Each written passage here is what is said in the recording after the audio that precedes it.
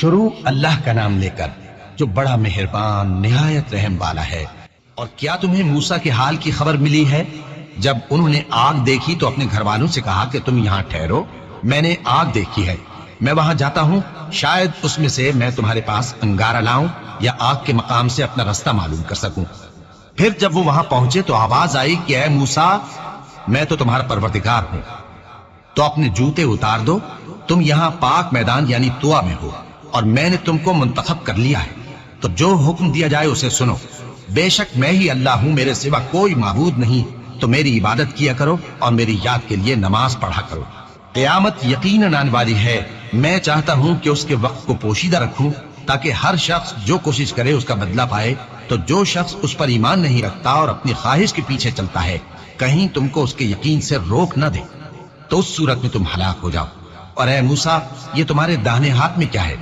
انہوں نے کہا یہ میری لاٹھی ہے، اس پر میں ٹیک لگاتا ہوں اور اس سے اپنی بکریوں کے لیے پتے جھاڑتا ہوں، اور اس میں میرے اور بھی کئی فائدے ہیں۔ فرمایا کہ موسیٰ اسے زمین پر ڈال دو، تو انہوں نے اس کو ڈال دیا اور وہ یکا یک سانپ بن کر دوڑنے لگا۔ فرمایا کہ اسے پکڑ لو اور ڈرنا مت، ہم اس کو ابھی اس کی پہلی حالت پر لوٹا دیں گے، اور اپنا ہاتھ اپنی بغل میں دبا لو کہ وہ کسی عیب و بیماری کے بغیر سفید چمکتا دمکتا نکلے گا۔ یہ دوسری نشانی ہے تاکہ ہم تمہیں اپنے بڑے بڑے نشانات دکھائیں۔ تم فرعون کے پاس جاؤ کہ وہ سرکش ہو رہا ہے، کہا اے میرے پروردگار، اس کام کے لیے میرا سینہ کھول دے اور میرا کام آسان کر دے، اور میری زبان کی گرہ کھول دے تاکہ وہ میری بات سمجھ لے، اور میرے گھر والوں میں سے ایک کو میرا وزیر یعنی مددگار مقرر فرما، یعنی میرے بھائی ہارون کو، اس سے میری کمر کو مضبوط کر اور اسے میرے کام میں شریک کر، تاکہ ہم تیری بہت سی تسبیح کریں اور تجھے کثرت سے یاد کریں، تو ہم کو ہر حال میں دیکھ رہا ہے۔ فرمایا موسیٰ، تمہاری دعا قبول کی گئی، اور ہم نے تم پر ایک بار اور بھی احسان کیا تھا جب ہم نے تمہاری والدہ کو الہام کیا تھا جو تمہیں بتایا جاتا ہے، وہ یہ تھا کہ اسے یعنی موسیٰ کو صندوق میں رکھو، پھر اس صندوق کو دریا میں ڈال دو تو دریا اس کو کنارے پر ڈال دے گا، اور میرا اور اس کا دشمن اسے اٹھا لے گا۔ اور موسیٰ، میں نے تم پر اپنی طرف سے محبت ڈال دی، اور اس لیے کہ تم میرے سامنے پرورش پاؤ۔ جب تمہاری بہن وہاں فرعون کے ہاں گئی اور کہنے لگی کہ میں تمہیں اس کا پتہ دوں جو اس کو پالے پوسے، تو اس طریق سے ہم نے تم کو تمہاری ماں کے پاس پہنچا دیا تاکہ ان کی آنکھیں ٹھنڈی ہوں اور وہ رنج نہ کرے۔ اور تم نے ایک شخص کو مار ڈالا تھا تو ہم نے تم کو غم سے نجات دی، اور ہم نے تمہاری کئی بار آزمائش کی، پھر تم کئی سال اہل مدین میں ٹھہرے رہے۔ پھر اے موسیٰ، تم ایک اندازے پر آ پہنچے، اور میں نے تم کو اپنے کام کے لیے بنایا ہے، تو تم اور تمہارا بھائی دونوں ہماری نشانیاں لے کر جاؤ، اور میری یاد میں سستی نہ کرنا۔ دونوں فرعون کے پاس جاؤ کہ وہ سرکش ہو رہا ہے، اور اس سے نرمی سے بات کرنا، شاید وہ غور کرے یا ڈر جائے۔ دونوں کہنے لگے کہ اے ہمارے پروردگار، ہمیں خوف ہے کہ وہ ہم پر زیادتی کرنے لگے یا زیادہ سرکش ہو جائے۔ اللہ نے فرمایا کہ ڈرو مت، میں تمہارے ساتھ ہوں کہ سنتا اور دیکھتا ہوں۔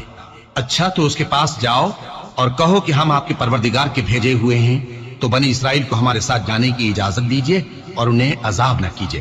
ہم آپ کے پاس آپ کے پروردگار کی طرف سے نشانی لے کر آئے ہیں، اور جو ہدایت کی بات مانے اس کو سلامتی ہو۔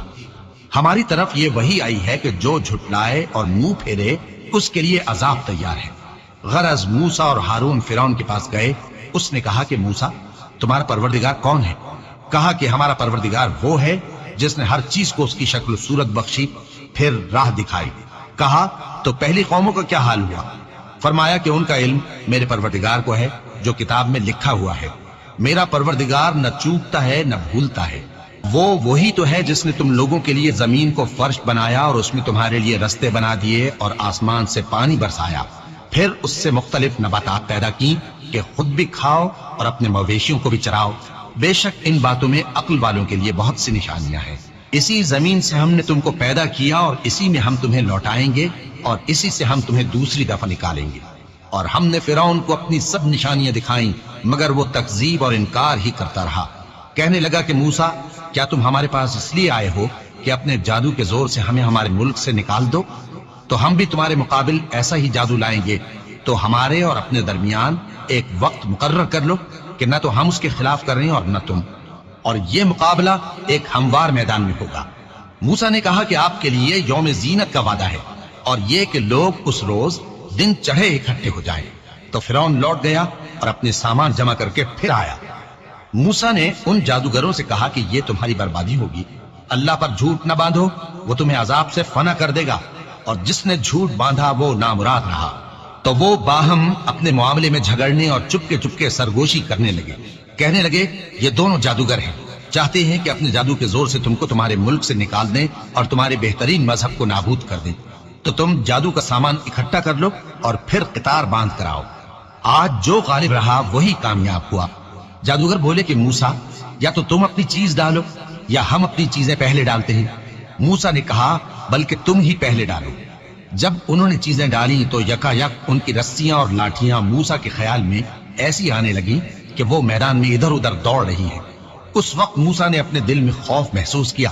ہم نے کہا خوف نہ کرو، بلا شبہ تم ہی غالب رہو گے، اور جو چیز یعنی لاٹھی تمہارے داہنے ہاتھ میں ہے اسے ڈال دو، کہ جو کچھ انہوں نے بنایا ہے اس کو وہ نگل جائے گی۔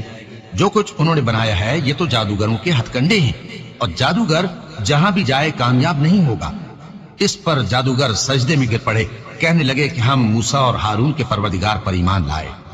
فرعون بولا کہ پیشتر اس کے کہ میں تمہیں اجازت دوں تم اس پر ایمان لے آئے، بے شک یہ تمہارا بڑا یعنی استاد ہے جس نے تم کو جادو سکھایا ہے، سو میں تمہارے ہاتھ اور پاؤں مخالف سمت سے کٹوا دوں گا اور تم کو کھجوروں کے تنوں پر سولی چڑھوا دوں گا، اور تم کو معلوم ہوگا کہ ہم میں سے کس کا عذاب زیادہ سخت اور دیر تک رہنے والا ہے۔ انہوں نے کہا کہ جو دلائل ہمارے پاس آ گئے ہیں ان پر اور جس نے ہم کو پیدا کیا ہے اس پر ہم آپ کو ہرگز ترجیح نہیں دیں گے، تو آپ کو جو حکم دینا ہو دے دیجئے، اور آپ جو حکم دے سکتے ہیں وہ صرف اسی دنیا کی زندگی میں دے سکتے ہیں۔ ہم تو اپنے پروردگار پر ایمان لے آئے تاکہ وہ ہمارے گناہوں کو معاف کرے، اور اسے بھی جو آپ نے ہم سے زبردستی جادو کرایا، اور اللہ سب سے اچھا ہے اور ہمیشہ باقی رہنے والا ہے۔ جو شخص اپنے پروردگار کے پاس گناہگار ہو کر آئے گا تو اس کے لیے جہنم ہے جس میں نہ وہ مرے گا نہ جیے گا، اور جو اس کے روبرو ایماندار ہو کر آئے گا اور عمل بھی نیک کیے ہوں گے تو ایسے لوگوں کے لیے اونچے اونچے درجے ہیں، یعنی ہمیشہ رہنے کے باغ جن کے نیچے نہریں بہ رہی ہیں، ہمیشہ ان میں رہیں گے، اور یہ اس شخص کا بدلہ ہے جو پاک ہوا۔ اور ہم نے موسیٰ کی طرف وہی بھیجی کہ ہمارے بندوں کو راتوں رات نکال لے جاؤ، پھر ان کے لیے سمندر میں لاٹھی مار کر خشک رستہ بنا دو، پھر تم کو نہ فرعون کے آ پکڑنے کا خوف ہوگا اور نہ غرق ہونے کا ڈر۔ پھر فرعون نے اپنے لشکروں کے ساتھ ان کا تعاقب کیا تو سمندر کی موجوں نے ان پر چڑھ کر انہیں ڈھانک لیا یعنی ڈبو دیا، اور فرعون نے اپنی قوم کو گمراہ کر دیا اور سیدھے رستے پر نہ ڈالا۔ اے آل یعقوب، ہم نے تم کو تمہارے دشمن سے نجات دی اور تورات دینے کے لیے تم سے کوہ طور کی داہنی جانب مقرر کی، اور تم پر من اور سلوہ نازل کیا، اور حکم دیا کہ جو پاکیزہ چیزیں ہم نے تم کو دی ہیں ان کو کھاؤ اور اس میں حد سے نہ نکلنا، ورنہ تم پر میرا غضب نازل ہوگا، اور جس پر میرا غضب نازل ہوا وہ ہلاک ہو گیا۔ اور جو توبہ کرے اور ایمان لائے اور عمل نیک کرے پھر سیدھے رستے چلے اس کو میں بخش دینے والا ہوں۔ اور اے موسیٰ، تم نے اپنی قوم سے آگے چلے آنے میں کیوں جلدی کی؟ کہا وہ میرے پیچھے آ رہے ہیں۔ اور اے میرے پروردگار، میں نے تیری طرف آنے کی جلدی اس لیے کی کہ تو خوش ہو جائے۔ فرمایا کہ ہم نے تمہاری قوم کو تمہارے بعد آزمائش میں ڈال دیا ہے، اور سامری نے ان کو بہکا دیا ہے۔ اور موسیٰ غصے اور غم کی حالت میں اپنی قوم کے پاس واپس آئے اور کہنے لگے کہ اے قوم، کیا تمہارے پروردگار نے تم سے اچھا وعدہ نہیں کیا تھا؟ کیا میری جدائی کی مدت تمہیں لمبی معلوم ہوئی، یا تم نے یہ چاہا کہ تم پر تمہارے پروردگار کی طرف سے غضب نازل ہو، اور اس لیے تم نے مجھ سے جو وعدہ کیا تھا اس کے خلاف کیا؟ وہ کہنے لگے کہ ہم نے اپنے اختیار سے آپ سے وعدہ خلافی نہیں کی، لیکن ہم ان لوگوں کے زیوروں کا بوجھ اٹھائے ہوئے تھے، پھر ہم نے اس کو آگ میں ڈال دیا، اور اسی طرح سامری نے ڈال دیا۔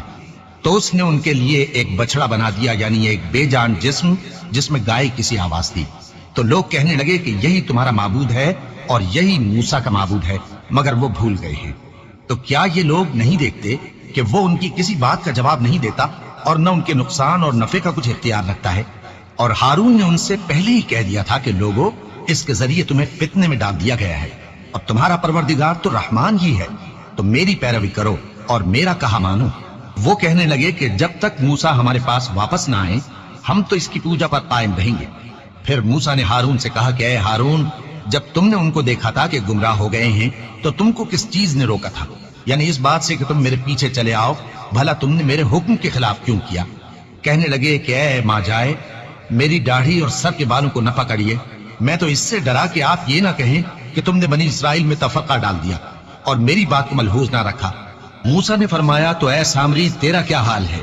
اس نے کہا کہ میں نے ایسی چیز دیکھی جو اوروں نے نہیں دیکھی، تو میں نے فرشتے کے نقش پا سے مٹی کی ایک مٹھی بھر لی، پھر اس کو بچڑے کے جسم میں ڈال دیا اور مجھے میرے جی نے اس کام کو اچھا بتایا۔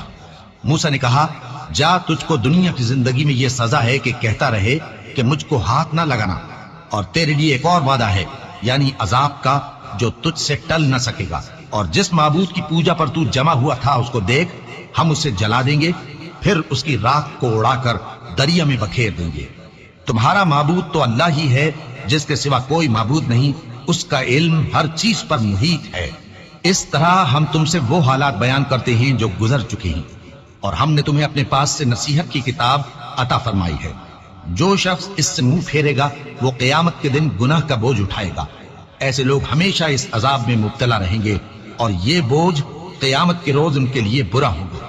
جس روز سور پھونکا جائے گا اور ہم گناہگاروں کو یوں اکٹھا کریں گے کہ ان کی آنکھیں نیلی نیلی ہوں گی۔